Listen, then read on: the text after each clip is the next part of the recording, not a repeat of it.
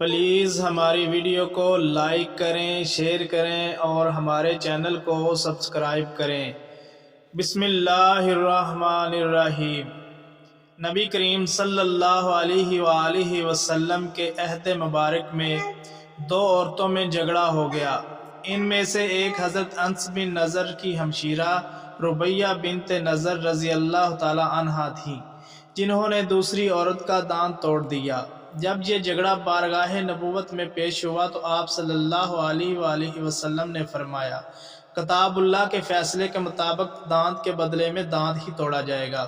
حضرت انس بن مالک رضی اللہ تعالی عنہ ایک جلیل القدر صحابی تھے جو جنگ بدر میں شریک نہ ہو سکے تھے، اور بعد میں انہوں نے حمیت اسلامی سے سرشار ہو کر رسول اللہ صلی اللہ علیہ وسلم سے عرض کیا تھا، اللہ کی قسم اگر اللہ تعالیٰ نے مجھے مشرکین سے جنگ کا موقع دیا تو اللہ تعالیٰ خود دیکھے گا کہ میں کیسے کارنامے سر انجام دیتا ہوں۔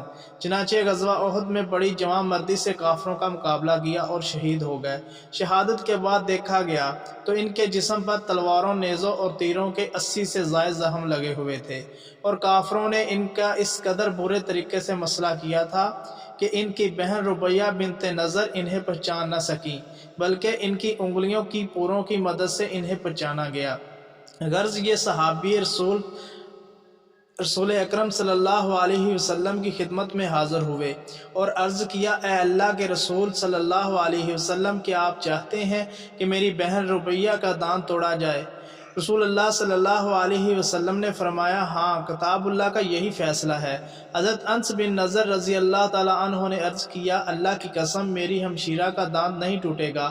آخر یہ قسم کیسی تھی کہ حضرت انس بن نضر نے شرعی حکم پر اعتراض کیا؟ کیا نبی کریم صلی اللہ علیہ وسلم کا فیصلہ قبول نہ تھا؟ ہرگز نہیں، بلکہ یہ قسم انہوں نے اس لیے کھائی کہ ان کو اللہ کی ذات سے امید تھی کہ اللہ تعالیٰ ان کی قسم کو رائگاں نہیں جانے دے گا، بلکہ ضرور کوئی دوسری صورت پیدا فرما دے گا۔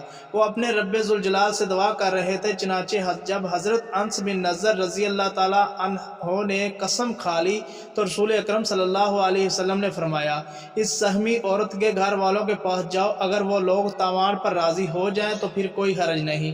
لوگ زخمی عورت کے گھر والوں کے پاس گئے۔ ان لوگوں نے تاوان پر رضامندی ظاہر کر دی، حالانکہ وہ اس سے پہلے راضی نہیں ہو رہے تھے، بلکہ وہ ربیہ بنت نضر رضی اللہ تعالی عنہا کا دانت توڑنے پر اڑے ہوئے تھے۔